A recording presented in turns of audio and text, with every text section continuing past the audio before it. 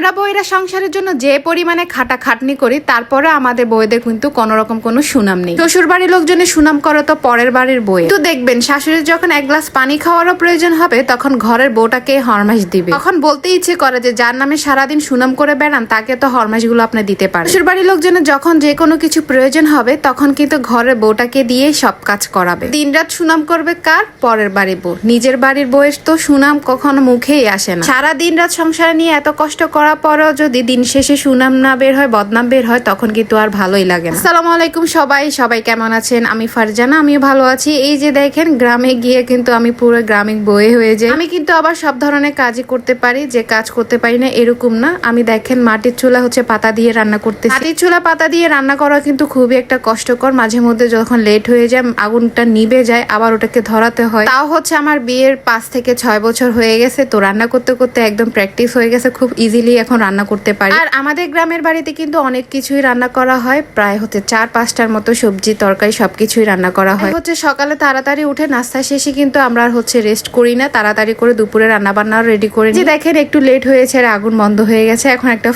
ফুর একটা এরকম থাকে, এটা দিয়ে ফু দিয়ে আবার আগুন ধরাতে হয়। গ্রামে গেলে কিন্তু আমি সবকিছু রান্না বান্না করি, কারণ সবাই হচ্ছে আমার রান্নাটা খুব বেশি পছন্দ করে। দেখবেন সংসারে যখন ঘরে বউ চলে আসে, তখন আর কেউ রান্না বান্না করতে চায় না। তখন শুধু বউকে এটাই বলবে যে বৌমা তুমি রান্না করো, তোমার রান্না অনেক মজা হয়। কিন্তু আমরা বউয়েরা তো ভেতরে জানি আসল কাহিনী কি। ওনারা রান্নাঘরে ঢুকতে চায় না, বউদেরকে দিয়ে রান্না বান্না করাবে। আরে ভাই, আমরা মেয়েরা সংসার করতে গিয়ে এত কিছু যে হজম করি, কিভাবে করি একমাত্র আল্লাহ ভালো জানে। ঘরে একটা বউ চলে আসলে একদম তখন সবাই অসুস্থ হয়ে যায়, শুধু বউটা ছাড়া। বউ তো কখনো কোনোদিন অসুস্থ হয় না। কি আর অসুস্থ হলে চলবে বলেন তো? তখন তো সংসারের কাজ সম্পূর্ণ বউদের উপরেই থাকে। যখন একটা মেয়েকে ঘরে বউ হিসেবে নিয়ে আসে, তখন পুরো সংসারের দায়িত্ব না দিলেও রান্নাঘরের দায়িত্ব কিন্তু সবার আগে দিয়ে দেয়। আমার কাছে মনে হয় যে বউদের আসল ঘর হচ্ছে রান্নাঘর। এখানে হচ্ছে আমরা বউয়েরা দিন রাত 24 ঘন্টায় থাকি। বেশিরভাগ সময় রান্নাঘরে কিন্তু আমাদের সময়টা কেটে যায়। রুমে যাওয়ার কিন্তু সেই সময়টুকু আমরা বউরা পাই না। তখন যাদের পরিবার একটু বড় বেশি, তাদের কিন্তু কষ্ট আরো অনেক বেশি। কারণ হলো সবকিছু হচ্ছে ঘরের বউকে সামলাতে হয়, যেমন রান্না বান্না, ঘর পরিষ্কার, আরো ঘরের অনেক কাজ থাকে। এই সবকিছু তখন বউয়ের উপরে দায়িত্ব থাকে। তখন আর কেউ এগুলোর দিকে তাকিয়েও দেখে না। যারা শহরে থাকে আবার গ্রামেও থাকে, তাদেরকে শহরেও করতে হয়, কিন্তু গ্রামে এসেও সেম